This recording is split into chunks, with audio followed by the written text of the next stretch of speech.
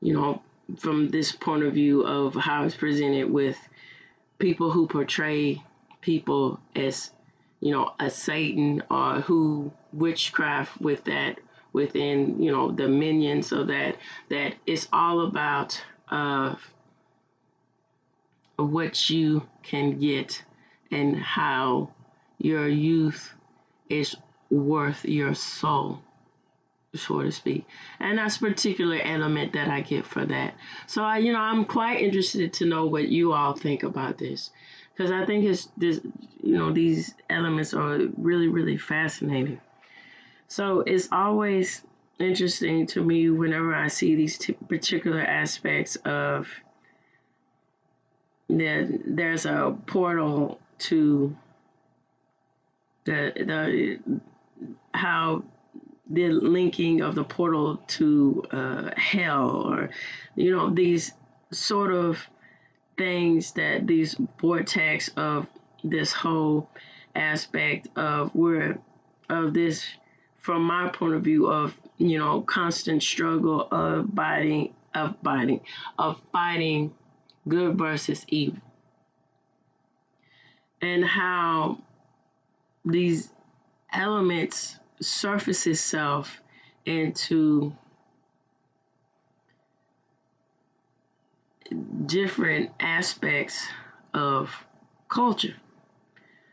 And so I would like to know what you all think. Leave comments or email me. It'd be greatly appreciated.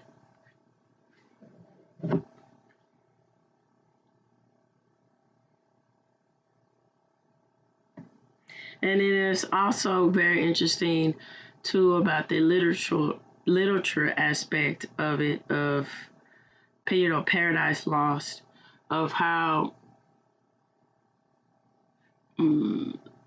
being so captured with your own personal gain, it changes your appearance. So in the book, Satan, he's unrecognizable to everyone else because of he doesn't see the destruction that he has caused into the divine order and the natural order, and he doesn't even doesn't even know of what the toll has taken onto his appearance. It's quite interesting. And I just think, all of these things kind of link in to me from my point of view when I see things like that. And it's just quite interesting to how that changes the element of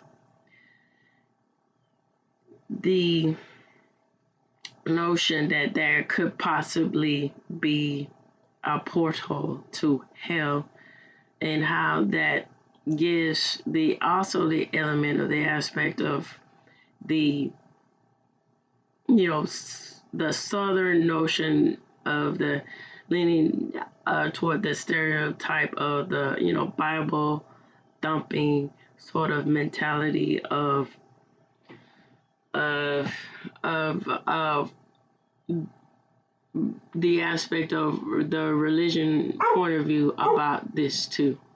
And that's something to think about, I think. Sorry about that, about the dog. So here we go with Alaska, the Alaskan Triangle.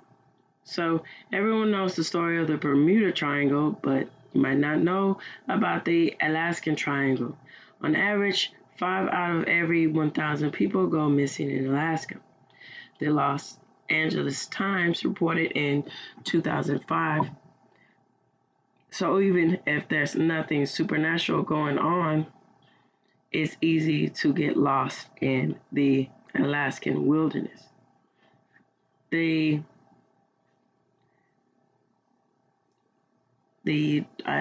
Thailand, I'm sorry for the pronunciation of that tribe, who lived in the Juneau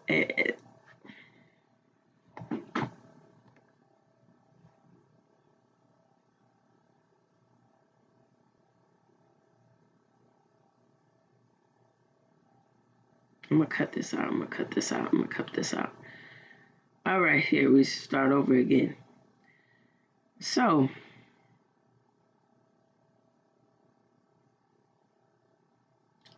the Los Angeles Times reported in 2005, so even if there's nothing supernatural going on, it's easy to get lost in the Alaskan wilderness. So, there have been their own an explanation about this. The high number of missing people is called the evil spirits or the Kushnaka. I believe the pronunciation of that.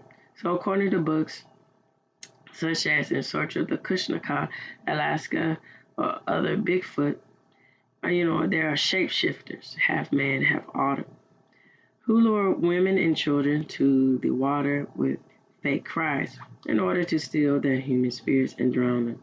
So this is a lot like the aspects of the Iliad, particularly with the siren aspect, how they, beckon the sailors into the shores, and how it's their ultimate demise because they're demonic spirits, really, with the intentions of death.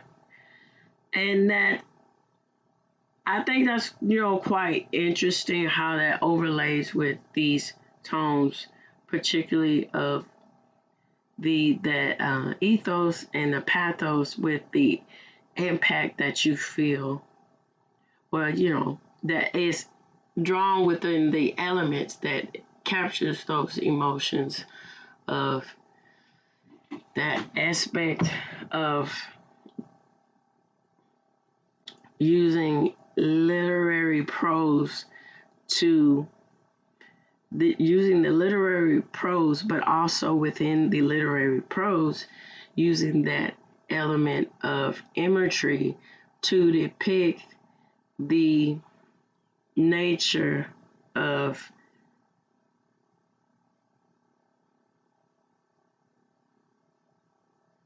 elements, supernatural elements, doing demonic things to send people to their ultimate death. And it's also interesting how it's unfortunate the way Stephen King, went about with the demands of the woke culture, so to speak. But these elements, he in his heyday, with writing it, how he really viscerally wrote and got that element of shape shifting into a masterful way of the elements of how horrific it is. And the Pennywise character, is a shapeshifter, and how the lure of shifting into people's fears and tapping that in and to using it as a tool to massively kill all of these children and then massively kill people, particularly, I don't want to go into the depth of that, but these elements are seen present in different aspect. My point is in different aspect of culture, and it's quite interesting when you get into that. And then in the allure of the Alaskan aspect of bringing on, particularly from my point of view, the other element of, living in Alaska is an isolated state. And that sense of isolation of what that can do mentally to you as far as and from a psychological perspective too of adding on that add the intrigue of that too with the aspect of this Bermuda or Alaskan Triangle point of view about this urban legend. So Arizona, the ghost of the Slaughterhouse Canyon. The story of the Slaughterhouse Canyon, also called the less frightening Luna's Canyon, takes place during the gold rush, according to the miner. During the 1800s, was a family who lived in the canyon. They were very poor, so the father would venture out for food for his family. As you might have guessed, one day the father did not return, so his family slowly starved and descended into madness. The mother, unable to bear listening to her children's cries anymore, put on her wedding dress, murdered her children, and then threw them into a nearby river. The next day, she succumbed to starvation herself. The legend states that if you go down to Slaughterhouse Canyon at night, even now you will hear the loud, anguished cries of the mother who lost her mind. And wow, this is, it again, this element of the intrigue of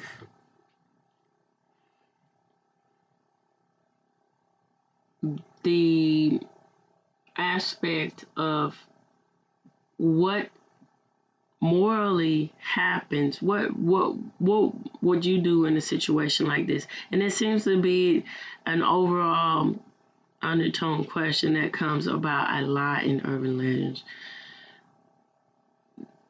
Put in very extreme conditions, what will the length of the person take or go to solve the solution or to detour the solution?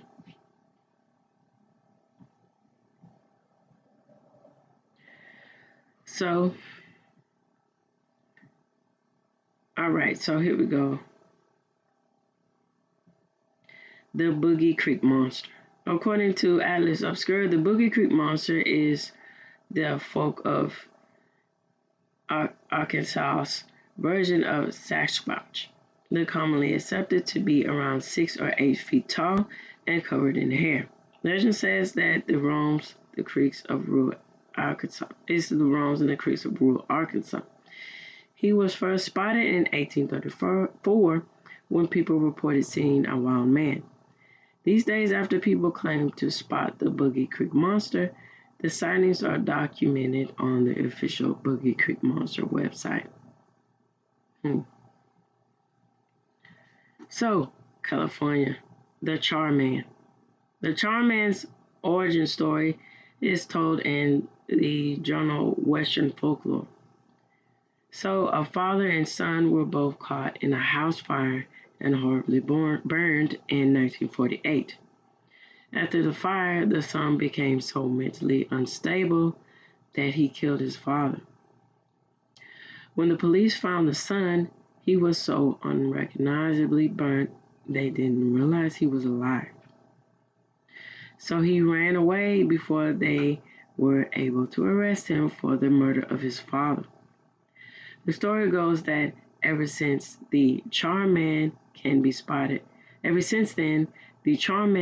spotted wandering the woods, and occasionally approaching tents of innocent campers or pretending to be a hitchhiker and then attempting to attack them.